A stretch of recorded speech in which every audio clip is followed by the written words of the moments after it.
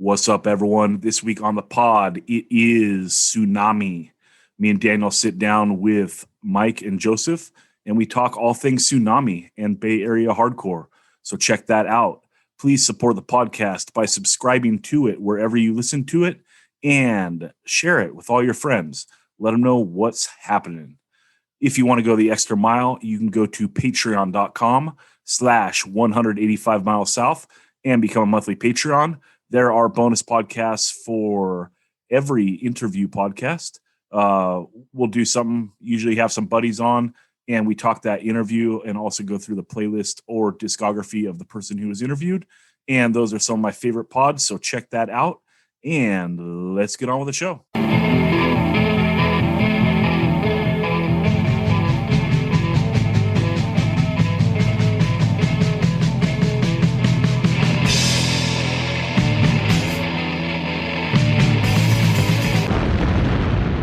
185 miles south. A hardcore punk rock podcast.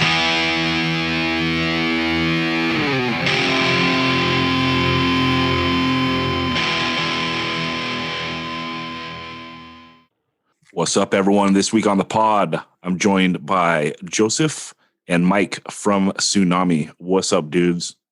Yo, what up? What's up? What is up? And also helping out our Bay Area transplant, it's Dan Sant. What's up, Dan? How's it going? Yeah, man. So excited to have you guys. Sunami has been a force to be reckoned with, since you guys popped up a couple years ago. And one thing that really shines through is your love of the Bay. So I wanted to ask both of you guys about getting into hardcore and the first stuff that resonated with you. Joseph, let's go to you first. Cool. Yeah. So my first show ever, or my first concert ever, was Green Day in Sacramento. So I mean, right there, I guess I was introduced to a Bay band right off the start, and then just a random side story. RJ, my boss, that would be his first. It was Green Day, Jimmy Eat World, and I forget which fucking band, but that was the first tour that RJ worked for Jimmy Eat World. So I thought that's just a funny, a weird little side arc. Yeah, but yeah. But it's just I first started listening to Green Day. After that, I was pretty much just hooked onto just rock music in general, because before then I would just listen to mainstream rap. 50 Cent was my first CD ever. So I was just into stupid shit like that. But it was Green Day. After that, I listened to everything that my cousin would recommend me. So Slipknot, System of a Down, a bunch of shit that I checked out, but I didn't really care for. And then I just deep dove into punk music, I guess. So I listened to Dead Kennedys, Op Ivy, and then literally whatever I could find on LimeWire, searching punk. And but down the line, I just kept going to just random concerts, and then eventually I would go on the MySpace days. I searched up fucking hardcore on the top MySpace categories, and then eventually I found this band called The Subtle Way, which was a metalcore band from my hometown, Fremont. And I was just oh shit, they're from my hometown and they're playing a show next week. So I went there, and then it was my first hardcore show was at this place called the Pizza Patio in Fremont. And then after that show, I was just hooked. I would go to every local show. And that was kind of my introduction. Mike, let's go to you. Same question. So I actually first CD for me was also Green Day. My mom kind of put me onto that. And then from there I just found I feel in my generation, in the background of video games and shit, it's always new metal and shit. So I just find that and just kind of kept just jamming that kind of stuff. And then to get into hardcore, I fucking was wearing just some kind of a death metal or thrash metal shirt at school, and some kids invited me to some show in this spot called the Gaslighter in Gilroy, and it was some band from San Jose called Heavy Lolo. It's like a metalcore band. And I was just drawn into like how fucking crazy it is, like just the people. I'd never seen something like that. So I guess from there I just kept diving in more and trying to find more bands that played like that and like local bands that would play like that style. When you get into hardcore, like in the Bay, do you feel like there's like, are most people sucked into like kind of going back and learning like the history of like the lineage of like any of it? Like, because I mean, you have old 77 punk, like you got like the Avengers, and then of course like Dead Kennedys and stuff, and you got the whole thrash metal thing. Yeah. I mean, like the Bay Area has like music, everything. There's so much history, and then like there's so like the lineage of like bands. It's like pretty phenomenal. But like when I first got into like hardcore, like as sad as it is, like dude, I just wanted to like mosh. I wanted to be in a pit. Like I just wanted aggressive music, and then like I don't know how or why, but I'm so thankful that I actually cared about music to look into older bands. But I feel like when I first started going to shows, people had the same mindset of me. Like people just wanted to act out, be violent, and then like mosh hella hard. And then some of those guys, most of those guys, like don't care about like old shit from the Bay. Like when I first started going to shows, if I were to talk to them now, they probably wouldn't know shit about AFI or Powerhouse, which is sad. But I'm glad that me and Dirt and like all our friends we kind of did our research. Yeah, I would think that like you're kind of forced into it just because, Hoods is a total legacy band at this point. Like they've been around forever. I saw them maybe 2 or 3 years ago was the last time. They were still absolutely great. So like, if you go see a band like that, it goes off, like you're kind of forced to like learn a little bit of history just because they've been around since the mid 90s, and Mikey's been around forever, Oh yeah, but it's just the shit. I think one of my first shows was definitely like Hoods was definitely on. It was like a Hoods Fest in San Jose, and I mean after seeing them I was hooked for sure. And then I did my research on Hoods. Like I love Hoods. Yeah. I mean 7-inch on Back to Basics, and then you're like, oh, who did Back to Basics? Oh, it's 25 to Life. Mm-hmm. Oh, let's start a band in that lineage. What's up? Well, Daniel, jump in. Yeah, think about like if you're getting into punk and you're discovering Up Ivy, you're discovering Green Day, you're discovering Rancid, things like that, and then obviously part of that tale and part of that story is Gilman. So was Gilman like this before you went to a show there? Was it kind of like a mythical place that you were like, oh my God, I can't wait to go to a show at Gilman, or I hope I can once go to a show there?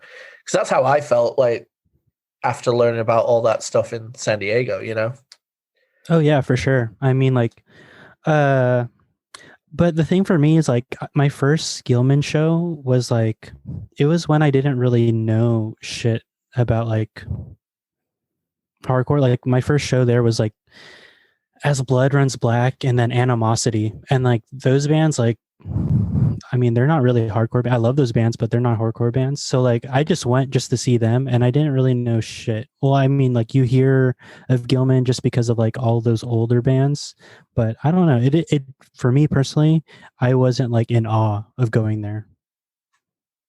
Yeah, what year was it that you guys got into Green Day? Because like I got into punk rock right around the time that like Green Day broke, and it's so fascinating to me, like they continue to like be a gateway band for people. I'm not sure about Mike, but me personally, I got into Green Day like right when American Idiot dropped. Like that's the first concert that I went to, the American Idiot tour. So I want to say that's around like 2003 or 2004. Yeah, around the same time for me too. That's when I first heard about them. Yeah, that's amazing. So it's like they're an entry band for a solid decade. Yeah, because American Idiot, September 21st, 2004, And I think I saw him in like 95 at Cal State Dominguez Hills, which is like the same spot that I saw Metallica and Suicidal Tendencies. Well, a decade before it is arguably their most like gateway era of Dookie, like the massive explosion that Dookie was.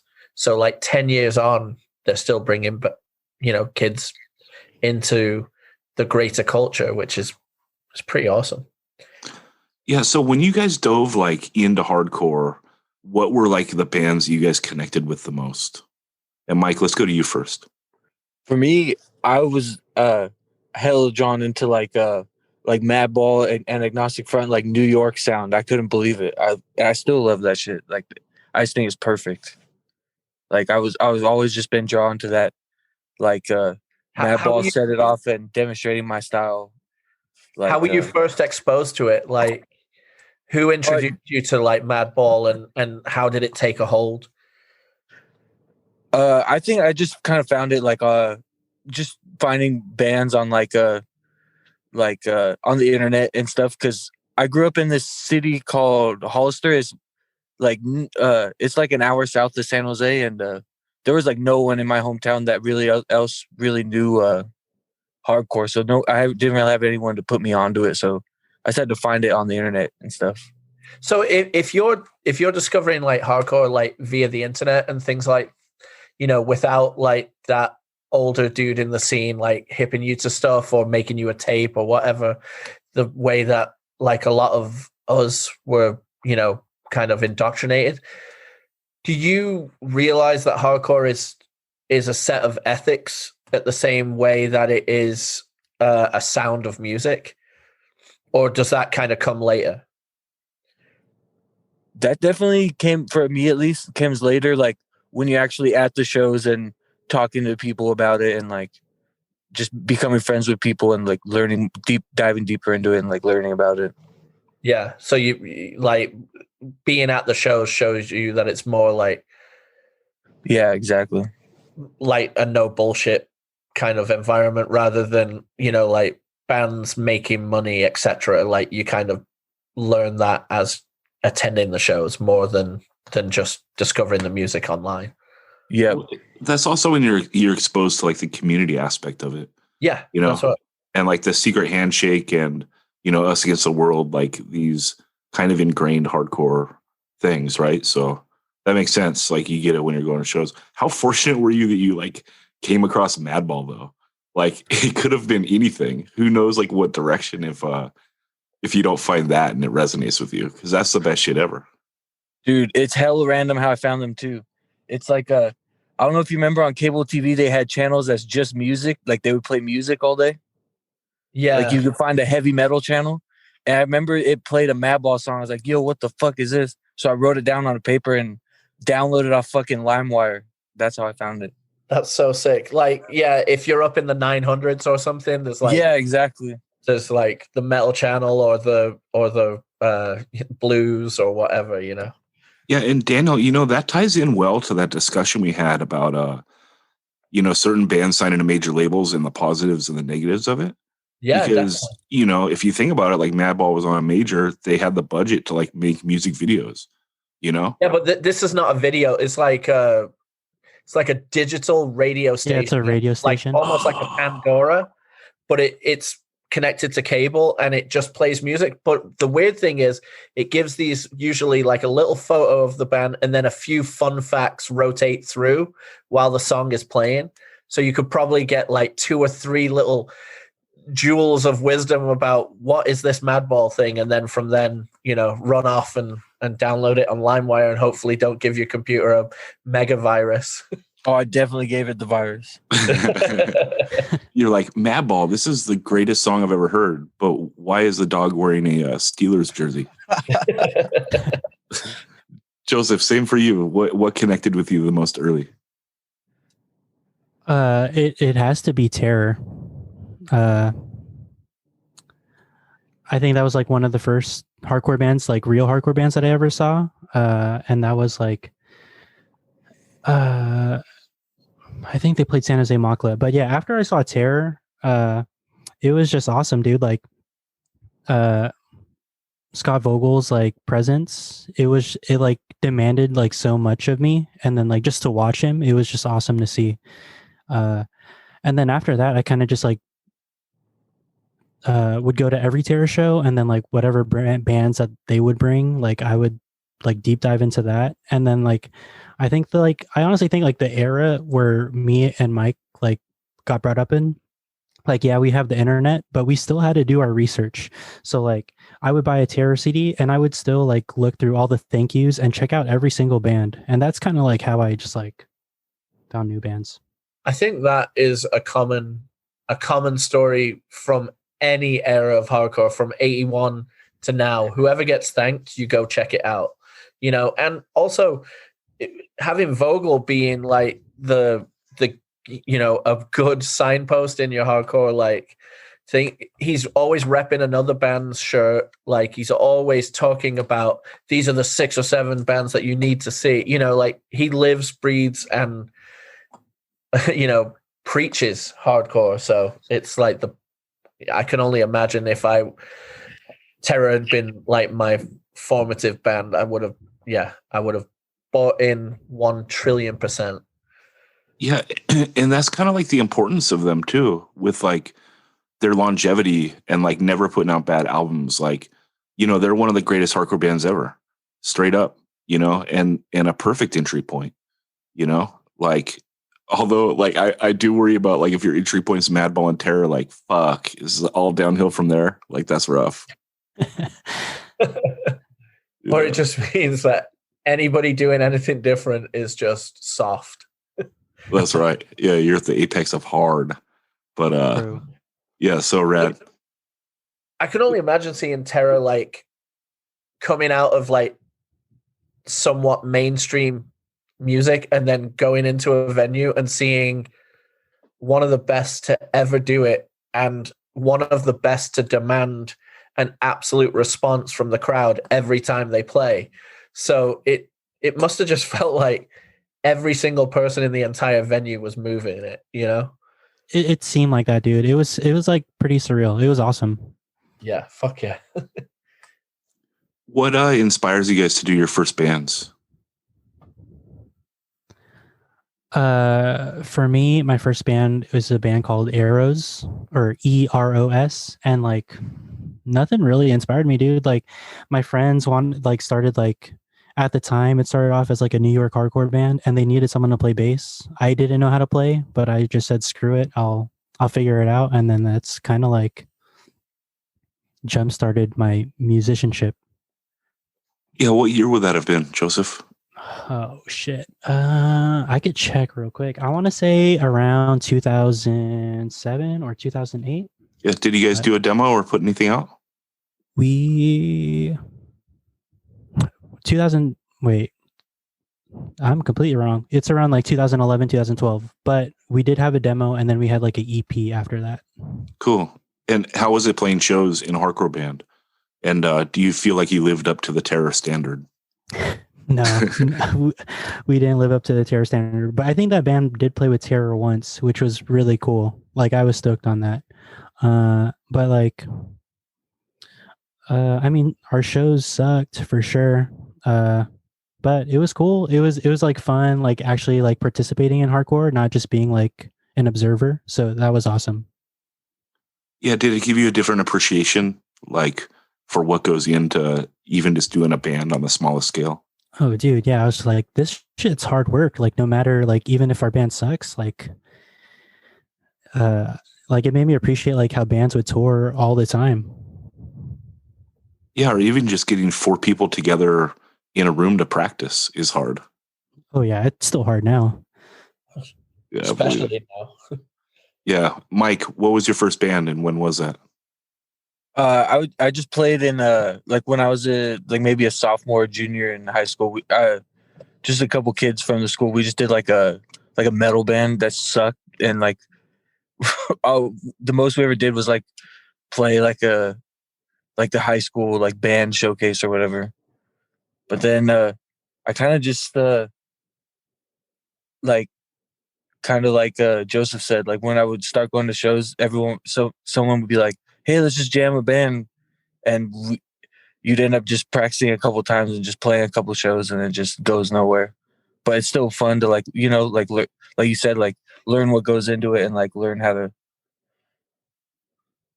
I don't know how to say like just learn how to create music with your friends and stuff. Yeah, I mean, you gotta start somewhere, right? Now, your high school metal band, did you guys do any covers? Because I always think that's interesting. No, we didn't. I don't think we were good enough to learn other people's songs. Yeah. It's like most people just do "For Whom the Bell Tolls" without any of the solos. Yeah, I don't think we were good enough to even do that. We just, it was all of our, we just picked, like, we just all were like, okay, I guess I'm doing guitar. And then we all just decided to jam, and we probably shouldn't have even ever got on stage. Yeah, I had a shitty metal band when I was in 8th grade. And we covered "For Whom the Bell Tolls" twice, once with me on guitar and once with me on drums. So what's up? That's hard. Yeah, it's clean. Because that shit sounds so good when you're that young. You know, you're like, damn, we sound like Metallica. You know, but Daniel, pick a brain. Well, you know, I feel like everyone has to do a shit band to start. You know, no one's coming out the gate great. But what makes you? Whoops. What makes you like then go into doing other bands? Because Joseph, I know you've been in a million bands at the same time. Mike, I know you're currently in a million bands. So how do you feel like going from, you know, getting a little bit better at that and then starting to do bands a bit more seriously? Like well, like the band that I said, like Arrows, there was a show where we needed a fill-in for guitar. So none of us really knew who the guy was to play guitar, but we jammed with him. And it turns out to be Cole, the guitarist of Gulch. And then at the time, we all sucked at our instruments. But then like after that, like we formed like a friendship. And then after that, we would just like, turns out we would do multiple bands with each other. And then just like meeting new friends and then like going to more shows, like it just like made us want to progress as musicians, I guess, and then like start cooler bands. What was the first band that you did that you thought was cool? I joined so before Gulch, there's probably like 5 other bands, but our first band altogether was a band called True Hearted. And listening back, it kind of sucks, but we popped off in San Jose, and that was like my first cool band. Like I had a really fun time playing in that band. how about you, Mike? So yeah, like I always just wanted, because like Joseph said earlier, all when you're a band, like just starting off, all your shows fucking suck.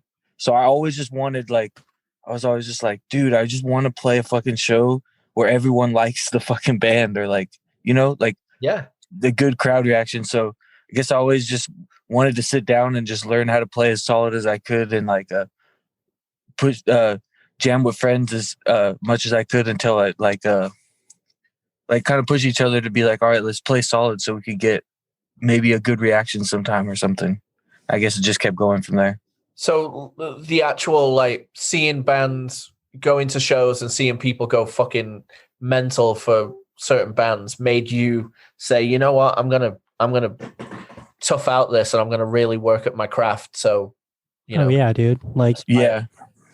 going to like watching Ceremony play Gilman. Like, yeah, I like that's like my goal. I want a band like this.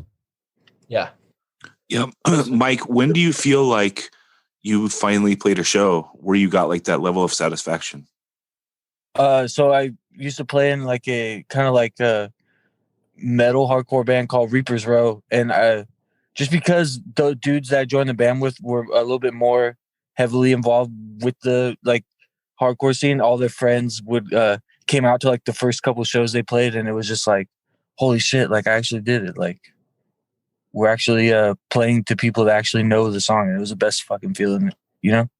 Yeah, because I feel like it's probably one of the most addictive things on the planet too, like having sing-alongs and people jumping on each other for your band is like you need that again. If you've experienced it once, you know, any other time that it doesn't happen, it hurts. Oh, straight up. Before we jump too much forward into like the current bands you guys do, again, just because you guys ride for the bass so hard, can you kind of, how about if this is going to be unfair, so you can call me an asshole, but I want you to do it anyway. Can you guys do your Mount Rushmore of Bay hardcore? All right. What's the list? How many in the list? There's 4. All right. Shit. All right. Animosity is in it. AFI.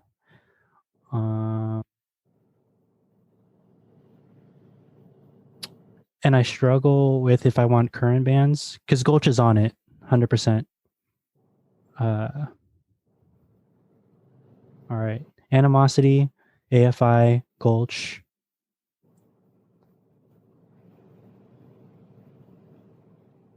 Oh fuck! I'm gonna have to. We can go to Mike. Yeah, go to Mike. Go to your Mike. 4th. Damn, I can't decide either. I know for sure Powerhouse. And just my at least for me, like what I listen to a lot, I think First Blood's on there for sure. And then damn.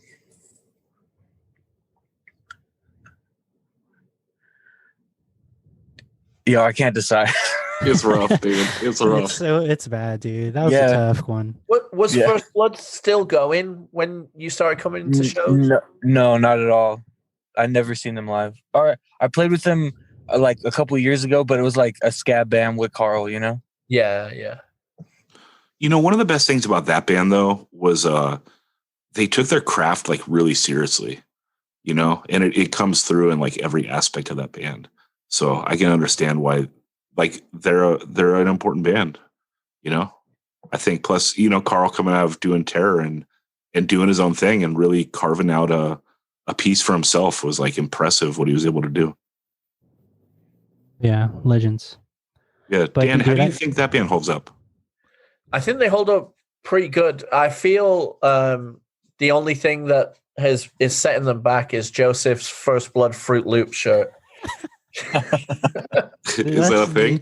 That was one of my first shows. I think honestly, First Blood Terror was one of my first shows, and I was so hooked on First Blood at the time. And the only shirt that they had was like this Fruity Loops like rip of like the cereal box. It's so ugly. And then in the back it says Bay Area Serial Killers.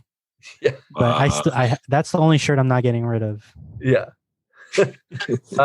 No, but I feel like they, unfortunately, besides in the Bay, were overshadowed by the Terror Association. Do you know what I mean?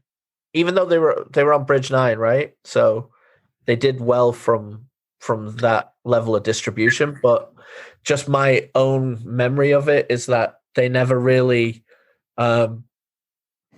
got out of the Terror shadow at the time of their existence until Carl quit Terror and then started doing First Blood more without it. Out of curiosity, like for my own like knowledge, was First Blood like huge in the beginning? Like, did they have like good reactions? Because I saw them towards like I want to say like 2007, 2008, and like they were cool, like they were awesome to me, but like looking back at it, the reaction wasn't that sick. Yeah, no, it was more like they benefited from the Terror Association and then suffered from the Terror Association, you know? Right when they first came out, same with Piece by Piece as well. Like both those bands, I mean, on the merit of the music as well, I'm not saying anything to do with, but the buzz of it being those dudes, you know, made it really go off initially. And especially because they were both side projects of Terror, meant that they didn't play as much. So when they were doing those shows, it was like, you know, pretty special. But if they weren't like massive venues or anything. I feel it. I want to talk about the serial thing again real quick. Just go back. Daniel, do you remember there was a band on the Punk Sucks album called the Quincy Punks? Yeah. And they had that song Serial Killer. Yeah. It was making fun of Rice Krispies. It was like snap, crackle, pop, kill, snap, crackle, pop, kill. Sorry, that's all I got. And Punk Bites, the little kid with the mohawks eating a bowl of cereal with all the That's punk right. bands in it. That's right. Yeah. Joseph, do you think that shitty shirt like made you take merch seriously? Because now you guys, I mean, merch is epic with Sunami, right? You're making like water bottles and shit and selling them. Yeah, I mean, our merch game is definitely strong. But like I don't know, like when I think of like merch, like it's cool to have like limited stuff in like that bands are doing, but like for Sunami, for me, and then like merch that I love iconic stuff, dude. Like the ceremony, like the what is it, like that flower shirt? That's iconic to me. Like Reign Supreme, like their logo shirt, that's iconic. And then like in terms of like Sunami, like that's what I kind of want to go for. Like it doesn't have to look cool, but I want people to know like when they see it, they know what's up. Yeah, what went into how hands-on are you with like the art? You know, like the kind of like the graffiti art and so forth. I mean, I didn't make any of that, but like I definitely knew like that's kind of like what I wanted, and I knew like who to go for to get that stuff done. Yeah, so it's like when you're, like, because people hit me up and they're like, "Oh, who should I get tattooed by or whatever?" And I'm like, well, first, know what you want to get tattooed, what style, and then like go find someone that does that style well, right? Like if you want black and gray, don't go to like a Japanese dude, or a new school dude. Yeah, you know what I mean? You gotta get the guy who's best at what you're going for. Right. So that was like your approach is like, this is the shit I want. I'm going to a guy that like knocks that shit out of the park. Exactly. Yeah, it makes sense. Mike, how involved in like the art stuff for you, or does Joseph just handle everything like that? Joseph pretty much just handles almost all that stuff. Yeah. How do you feel about that? Like, is it just, are you cool with it being his vision completely? Oh yeah, 100%. Because I know he's good with that stuff, so I totally trust him to do all that stuff. That's cool. Well, let's back up a bit. Let's talk about the pathway to doing these bands that you're in now. Like coming out of those bands that you worked on your craft and you became much better at instruments. Like Joseph, I know you play bass in a bunch of different stuff, but what made you want to do your own thing? And Sunami, when it first started, kind of had a bit, it was a bit tongue in cheek, a bit mysterious and awesome in that way, and the skits, etc. What brought all of that forward? I don't know, man. Like when I think of Sunami, it's just like a band that I wanted to do with my friends forever. Like I've known everyone in the band besides our drummer for years. And then I don't know, man, like our crew, like Gulch, and us and like Hands of God, like we've been friends forever. And then we've been in bands, like multiple bands, like 5 to 10 bands with each other, like prior, and we just wanted to make music forever with each other.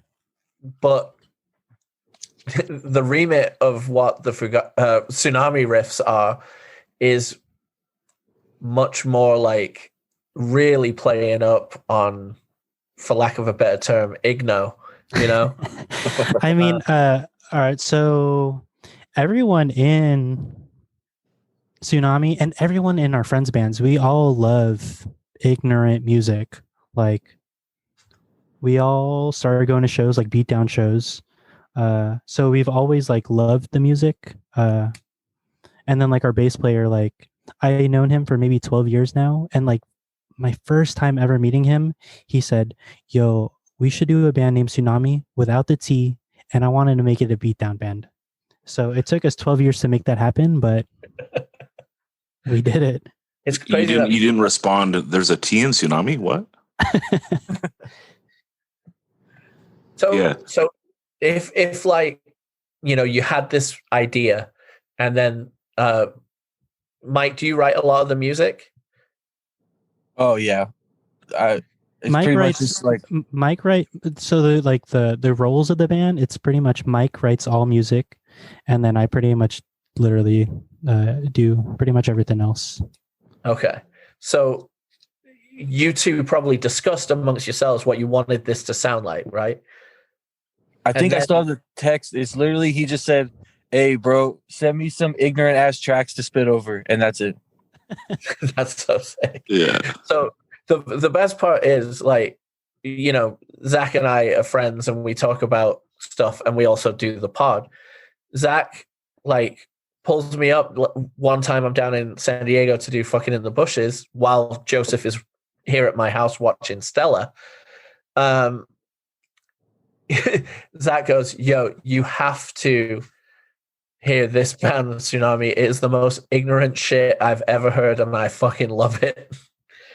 And Zach and I both share a love of things, much like you guys are discussing, like being super, because, you know, we just recently discussed on a pod about ignorant riffs. How can a piece of music be ignorant? But it can. And Sunami does it so ignorant and so well. When you first, like, played these things for people, were they just like, "Oh, I can't even understand how ignorant this is"?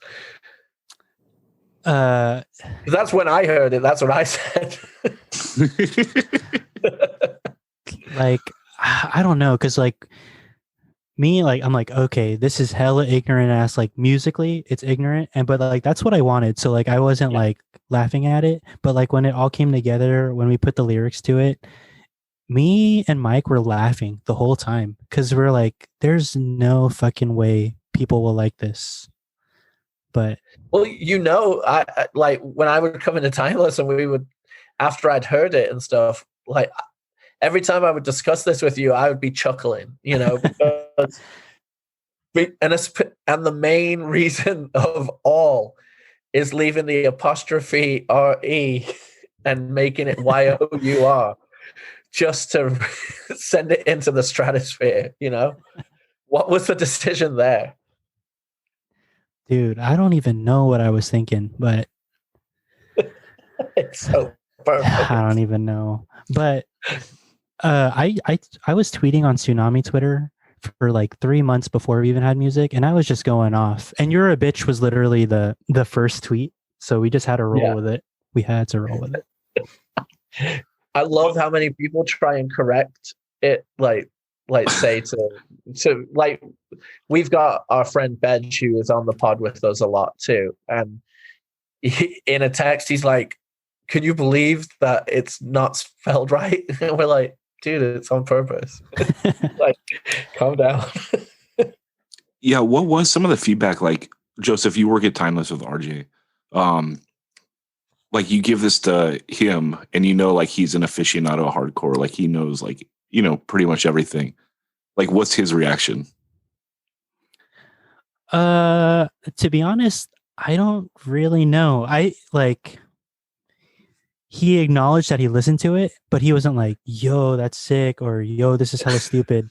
Like, he just like, all I know is that RJ knows it exists. But that's an RJ review. Like, Zach, you knew RJ, he's more just like, "Oh, cool."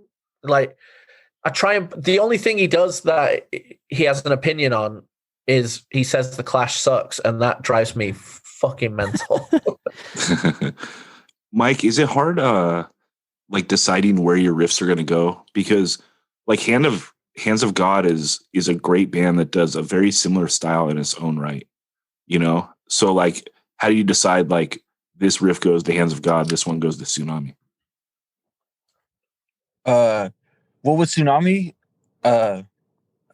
honestly, I just go into the studio and I just pull riffs, like I make it up on the spot.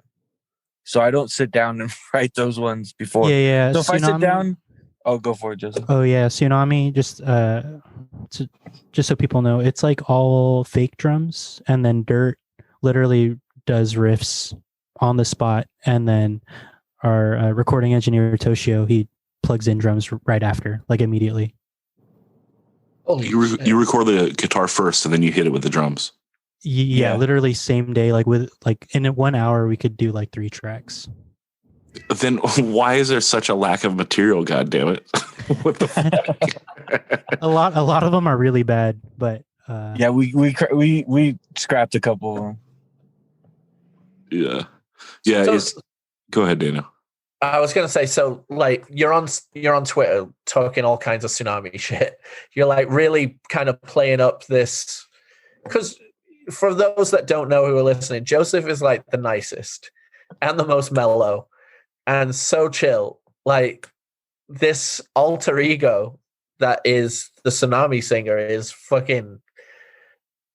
It just seems like it's night and day to normal Joseph. So if you're on Twitter talking all this shit, building up this kind of mythos of what Sunami is, and then you record this, it comes out, it's igno as fuck.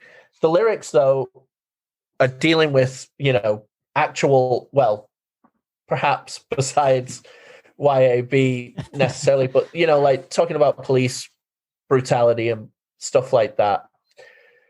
But when does it become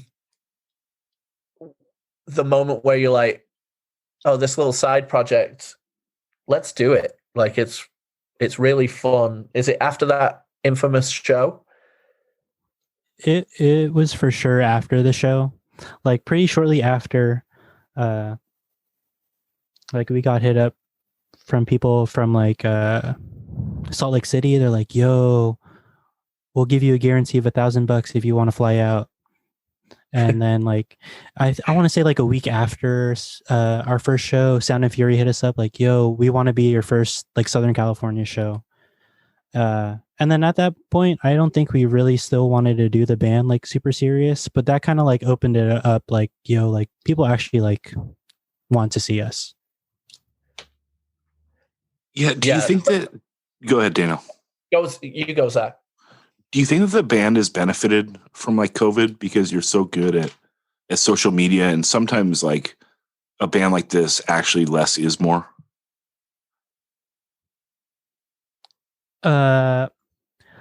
It's hard to say. Like, I always have like a gut feeling that like once COVID is done, like we'll lose our hype train, but it hasn't gone down, dude, and it like it's really awesome to see that it hasn't gone down. But I'm just trying to do my best at like making it keep going.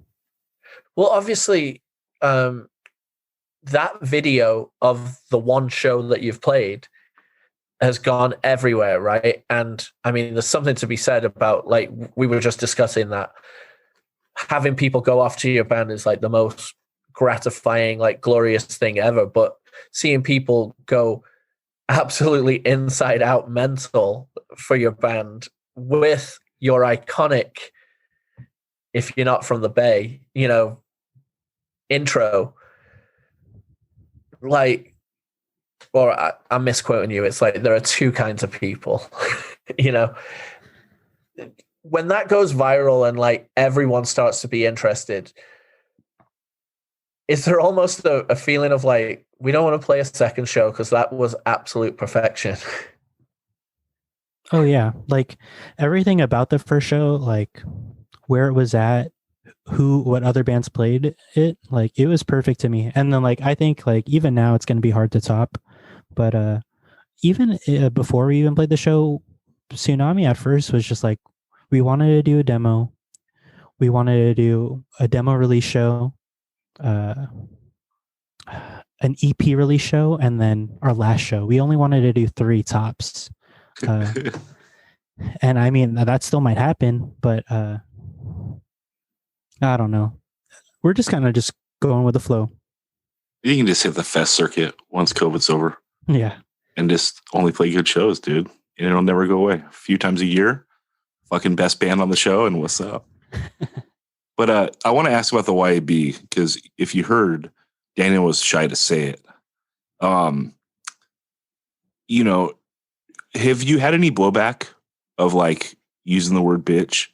And what do you think the importance is of kind of like holding the line on some words like that? Like, I guess give me your outlook on using stuff like that. Yeah, I definitely have gotten blowback. I had somewhat recently too. I had a conversation with an old coworker about how their friends felt offended for me using bitch, and then it was cool. I mean, like the conversation was like, I guess, eye opening, but like in the end, like I do get that people will feel like it's fair to feel offended by anything. Like those feelings are valid, but with me and like my group of friends, male, female, whatever, like the people that I'm with, they are not necessarily offended by the word bitch and like other words. So like I could publicly stop saying bitch, but in my circle, I'm going to continue doing it. So why do I have to be fake publicly, just to like appease someone else? That doesn't make sense to me. And maybe I'm the ignorant one in that case, but that's just how I see it. And you're not meaning it as a demeaning term towards a female in this instant, Oh yeah, 100% not. How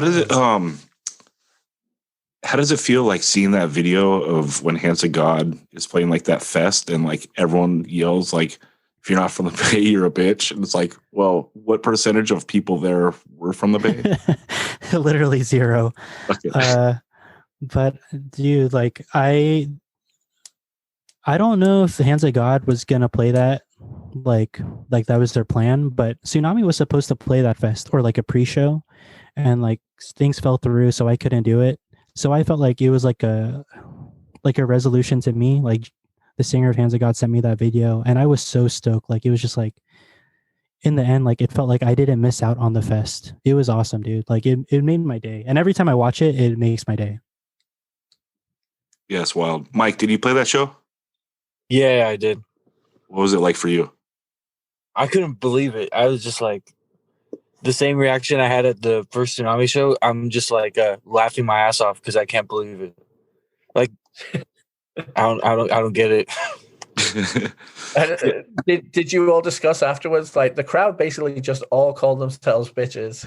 Yeah, that's the first thing. That's what we're laughing at. Like, okay, I guess we're playing to like. I guess they're all bitches. I don't know. So, Mike, I asked Joseph like about COVID possibly benefiting Sunami. I think about Hands of God, like that band is so good, and it seemed like it was just picking up steam, and maybe you would have had a lot of momentum like coming out of that fest, with that video going real viral and so forth. And then COVID hits. Do you think that like Hands of God is one of the bands that kind of got hurt the most by the pandemic? Yeah, I mean, I think so.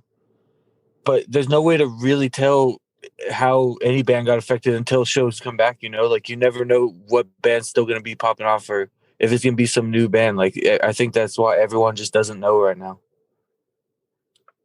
Well, Yeah, that's fair. one thing that I feel it's unfair that it's almost this way, but I feel like Hands of God have been this band that's been on a lot of the Bay shows for a long time, like doing a lot of opening or second spots on like touring band things, and they you totally have your crew, people going off, but I was always like, this band's putting in work. Why is it not exploding more for them? And I feel like an association with Sunami seems to have like helped too, the fact that you do Sunami and, well, you also do.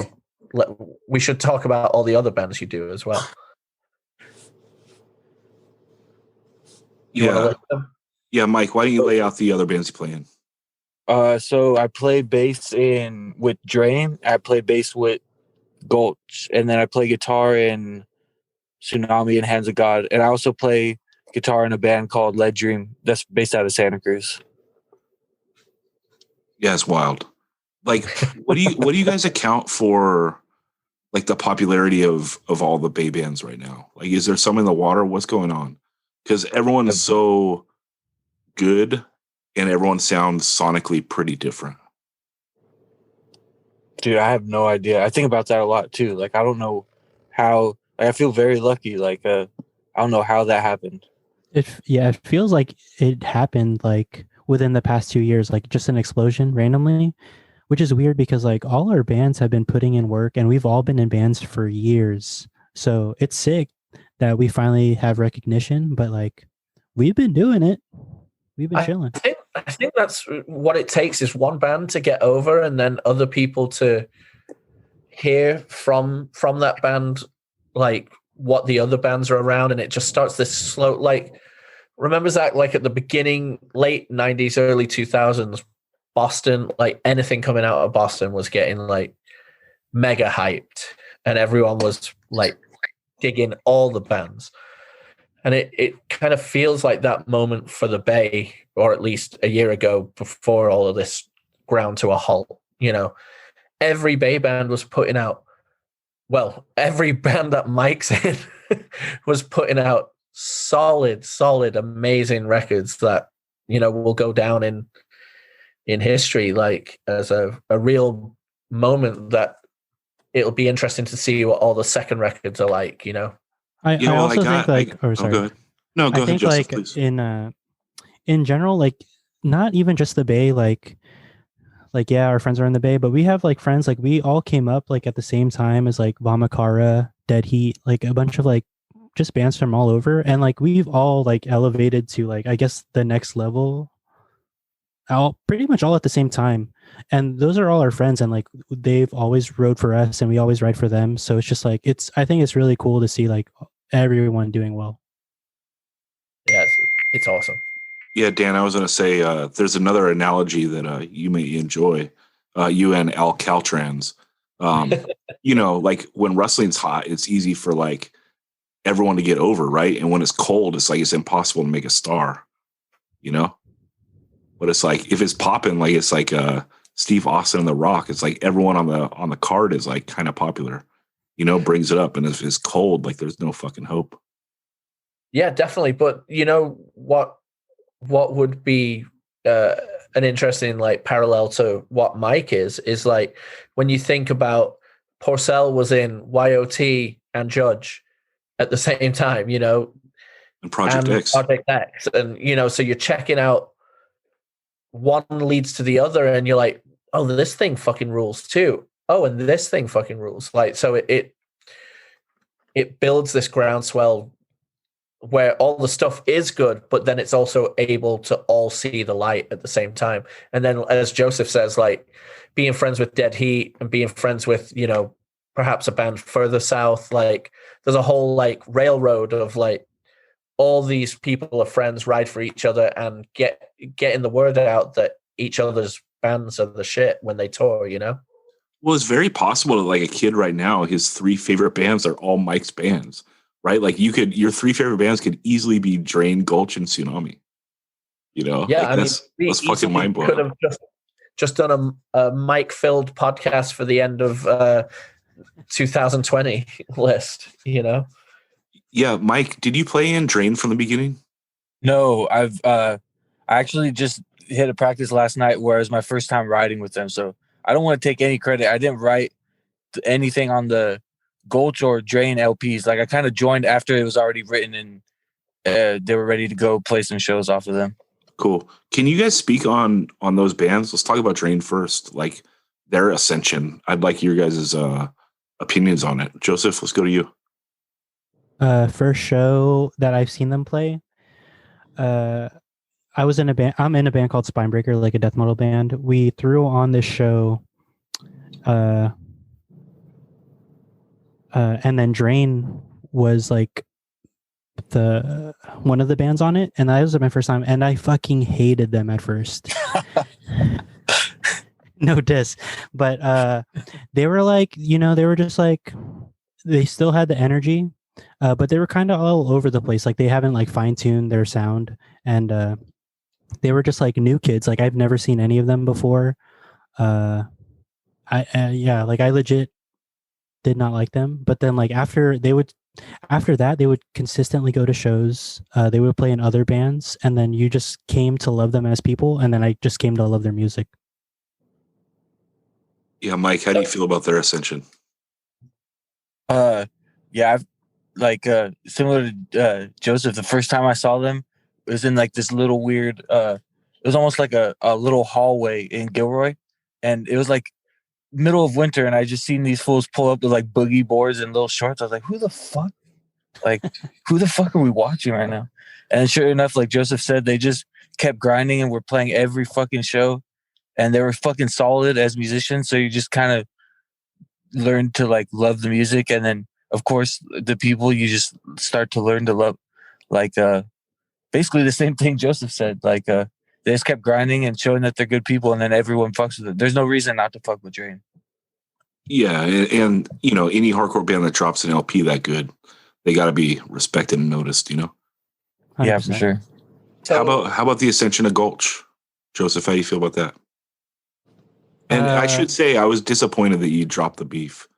You know, that was a nice kayfabe storyline, but maybe now you got to start beefing with Drains. It's Oh yeah, fucking 100%. throwing shade. But Gulch, like those are my best friends. Like before Gulch, we played in like 5 other bands before that together. And like I always loved everything that Cole and Elliot have written. So like no matter what, even if they weren't as big as they are now, I would ride for Gulch. Yeah, how do you think, or why do you think it connected so much, like it has with people? Oh, that dude, I have no clue because Gulch is super abrasive. But I mean, like I could see how like different subsets of like scenes, like if you're a crust kid, you'll like them. If you're like, I don't know, if you like Discharge, you'll like them. If you like fucking dude, I don't know. They like attract so many different people. So, but they're also super abrasive. So it's kind of like I get it, but I kind of don't. Yeah, I'm so fascinated when anyone that sounds that abrasive gets so popular, because I mean, I'm shocked by it and I love it. I felt the same way when like American Nightmare like turned into the biggest band like in hardcore. It's like this is so rad that like a band where the singer sounds like with his voice so shredded like can be this popular. Like I never thought I'd see it in my lifetime, because when I got into hardcore, a lot of bands sounded like vocally, they sounded like pretty safe or like kind of generic. You know, I was like, whoa, these guys are like going for it and people are riding for it. It's so ill. Mike, how do you feel about the ascension of Gulch? I feel the same way. Like I was a really big fan of their bands before, like True Hearted and Spinebreaker. So I just instantly off the bat was just like rode for them because I like love all their bands. But I honestly don't know how like I don't know how it caught on like that. It's sick that it did, but it was like almost every day. Like I would just see more and more people just fucking with it. I didn't know how it happened. So ill. How do you guys like, are you guys able to take a step back and look at like this time period, you know, maybe pre-COVID, maybe during COVID, of like how awesome it is to have this like tight unit of bands that are, first off, just amazing, but second off, are getting a certain level of success? I think about it from time to time, and it like trips me out because like I hate to like dick ride our own bands, but there's gonna be a point like when like a young kid wants to listen to hardcore and like deep dives into like Bay Area hardcore. There's no way they could avoid our bands, which is awesome. And I feel like we don't deserve it, but dude, like it's cool to think about. well, I mean, that Gulch LP has arguably is what on everybody's year-end list, like outside of hardcore, like Pitchfork type shit, as well as, you know, like a Matt Pinfield or whatever. Just it's escaped outside of hardcore. Oh yeah, and I've seen it on like death metal lists. It's insane. Yeah, and on indie rock lists, you know, it's you know, it's escaped from just being in hardcore kids' hands, and I think that's awesome. But I also think it's well deserved because that LP is such a ripper. Yeah, I think that like Joseph, what you said is important and good. You know, like that you are able to like I don't so that's one of the things I love about hip hop that I think we don't get enough of in hardcore is like a little bit of bravado. Like bands acknowledging when their band rules. I fucking love that. You know, like Yeah, I know you do.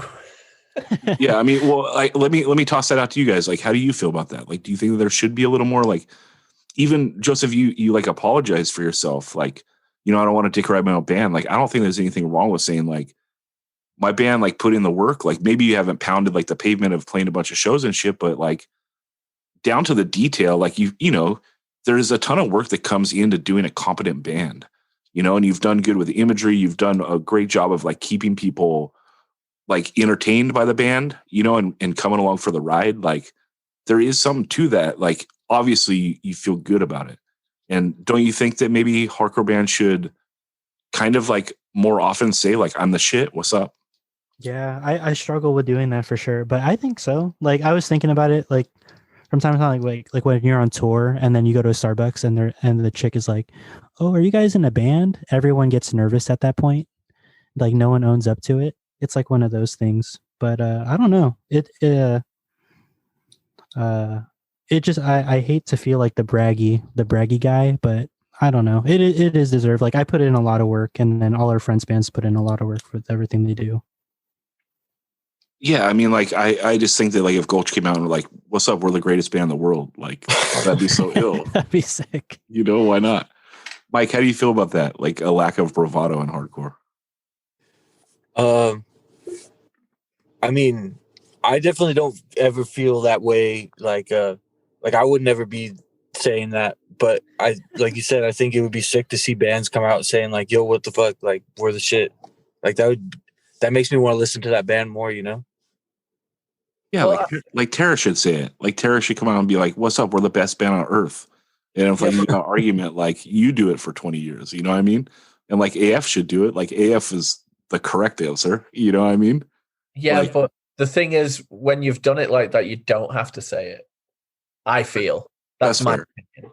That's fair, but then like what's up with hip hop? Everyone says it.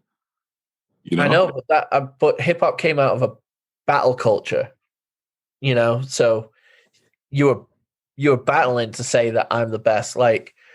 Whereas hardcore came out of a community helping culture, so you're not trying to shit on the next person and say you're the shit. Do you know what I mean? So Yeah, everyone just slanders people behind their backs instead. Well, I mean that's part of being in a community, isn't it? Unfortunately, right? Yeah. But what plans does Sunami have beyond you know, the EPs and the 12-inch EPs? You've signed to Triple B, which is congratulations. That's a sick label, and that's gonna be really good for you. What are the plans going forward? Right now we have 3 songs written and recorded. Those are going to be put out on Triple B. As a 7-inch? I can't say how it will be released, but so like 3 songs stuck to a 2x4 and then it hits you over the head. Yeah.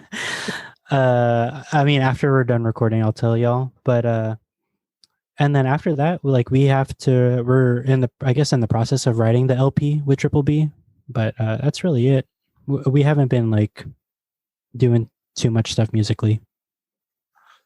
Mike, how do you think the approach will change when instead of doing like a chunk of 3 or 4 songs, you're actually doing, 10 to 15 for an LP for a band like Sunami? I don't, dude, that's intimidating. I've never written that many songs. I don't want to do hella songs, but like we're obviously going to have to, so I don't know how it's going to work.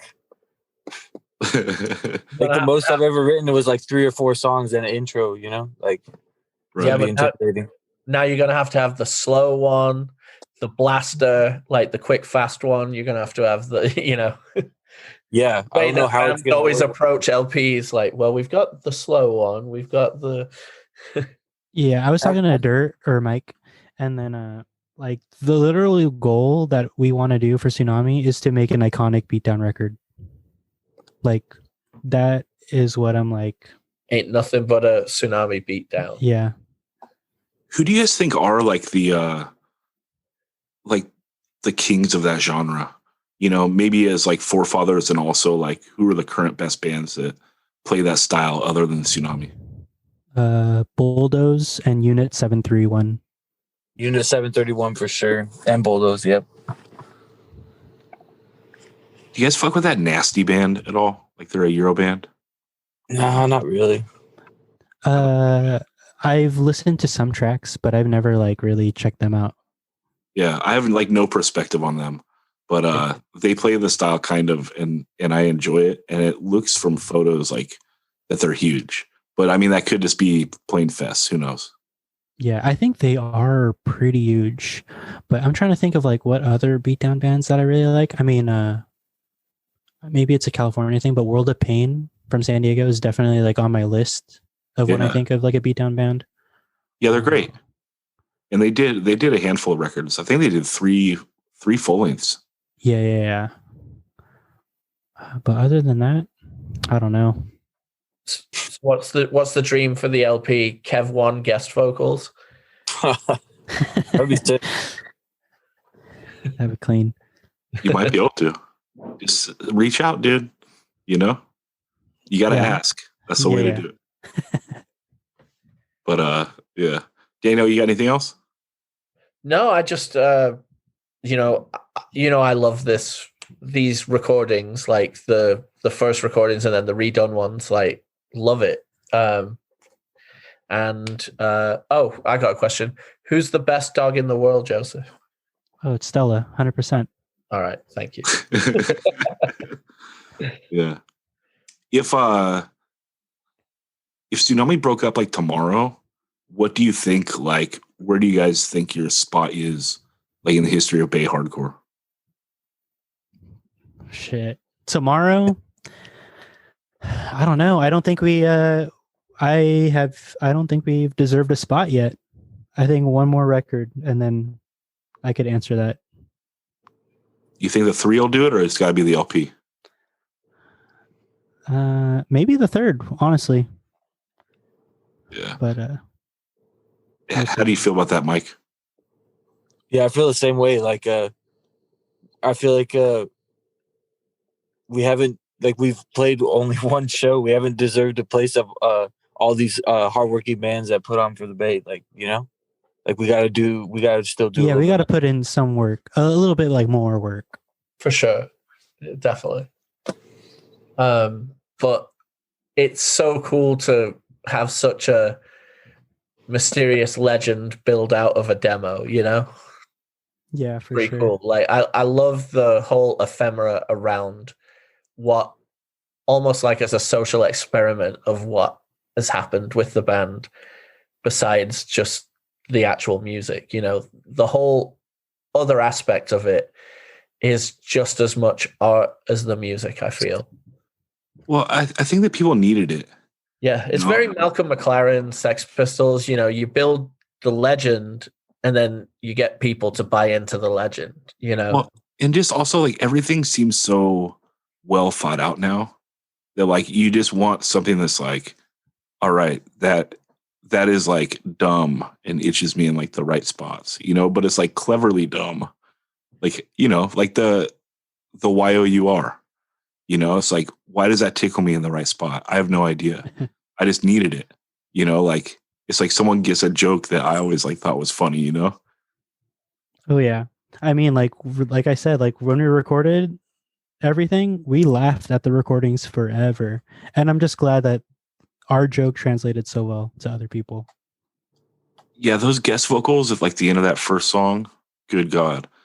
When the dude's like, "Rah, rah, rah, rah." It's the best. I love it. Who is that? It's our friend Kenny, who he plays in like actual good like punk bands, like one's called Fentanyl. But he plays in like also a very ignorant beatdown band called Foghorn. Dude, I'm sold. Does he sing? I'm gonna have to. Yeah, he sings in it. Like if He you thought writes everything, I Tsunami, think. yeah, he writes everything, guitars, drums, and everything. If you listen to Tsunami, like, uh, let's just say it like this: if you like Foghorn, you'll like Tsunami. But if you like Tsunami, you might think Foghorn is too ignorant. I've moved on. I got a new favorite band. Joseph, can you book them for me? I gotta Oh, get. I got you. I got you. Appreciate that. Here's a question. Like, you two are younger, in lots of bands and stuff. Can you, for our listeners, like describe kind of the diversity and how cool like Bay shows are and bring all different people and all different types of bands? Are there any particular bands outside of your circle that are Bay bands that you're really into? And also just kind of talk about what the Bay scene is and what it means to you. Cool. You want to go first, Mike? Yo, my app was. I only heard the last like 2 seconds of that. My Zoom was cutting out. Daniel, say it again. So I'm sorry to make you repeat it. No, that's all right. So I feel like the Bay is quite a diverse scene, and there's lots of different style bands playing with each other all the time, and like lots of different points of view coming in a scene, as well as lots of diversity in the crowd. Like, what does like the current Bay scene like mean to you, and what are some of the Bay bands that are outside of your friendship circle that you really like? I think that's why San Jose in particular, and just the Bay Area scene, it does mean a lot, is because it is so like no matter what show you go to, it's just sick to see hella different kinds of people just fucking with the same band or the same show, like you said it good. Like, it's, you go to a show and it's like you got crusty ass like punks, and then like you got like all the like the hardcore dudes, and you got like death metal fools, and then just like random dudes that just somehow know it. It's just like a hella. It's just the best time to be at a show, specifically in San Jose, because it's just so diverse. Yeah, like if you go to like Oakland, I guess like you could like, if you're more into like the punk side of hardcore, you'll like enjoy some shows there like more because San Jose, like those dudes are like super hot-headed, and like as sad as it, like some of those guys literally are just there to mosh, but like we're all friends, and like it gets violent for sure, but like it's just like it's different worlds. Like you go to San Francisco, that's like one different vibe. Oakland's a different vibe, and San Jose has a different vibe. But every scene has like super good bands. Like not like my immediate friend circle, but Urban Sprawl from San Francisco. They have like a new record coming out on Rev. That band rips. Yeah. Torso also has like a new record coming out on Rev. That band fucking rips. Just came out. Yeah. There's a band called World Peace from like, I think they're from more like the Oakland area. They're fucking hella good too. Yeah, like World Peace. Like if you want power violence, you could listen to them. And like those guys are in another band called Spy.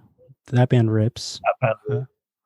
I don't know. There's just so much good shit. Like, I don't know. You could find a friend if you were to go to a show in the Bay. You could find like a friend group in whatever genre of music you like, and like I don't know. It's awesome. I love being in the Bay. Do you think Sunami and would go over well at like a 1 2 3 4 Go Records type show? Absolutely not. As real as it is, dude, I would love to play Gilman. Like that is like my favorite Bay venue. Yeah. And you think you would be? I would think we'd sell. I think we would do really well. Like we'd bring a crowd, but I don't know if the residents of like Oakland and Berkeley, like the showgoers there, would typically enjoy a band like Sunami though. Well, like I said, after I saw your first show video, I'm like, dude, if people are punching me in the face, I'm fucking punching back. Like, but it was just like the vibe,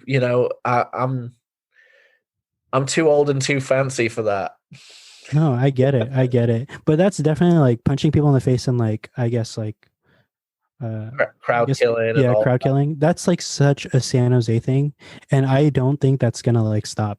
Like it's so ingrained into like, it's weird. I think Todd Jones said it like on your pod, like San Jose is such like a tribal like community of people. Like fuck, dude, it's weird. Yeah, I mean, I love just because I'm done a sociology degree, etc. Like, I love seeing like enclaves that have their own characteristics wherever. Like, for example, like Zach's toured. You guys have probably toured. Like, you go to another scene somewhere and you're like, oh, this is how it is here. It's got its own like quirks and own like unwritten rules. Oh yeah. So if someone comes through, they're playing hardcore with mosh parts, like, or for example, like Madball comes through and sees the crowd just beating the shit out of each other. They may think that people are fighting, and then they're like, oh, okay. After 2 songs, they realize everyone's got a smile on their face, Mhm. They're not like, yo, chill out. Or if you roll through San Diego in '93, Daniel scolds you for stage diving. Yeah. What? I wasn't there in '93 yet. But there would be some scolding. It's different times, man.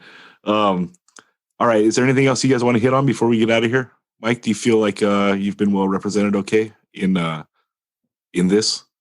Oh yeah, of course. Cool. Joseph, anything you want to touch on? No, I think I'm good. We hit it. Sick. Daniel, you got anything else? Sunami and Retaliate are the best. Let's see. There you go.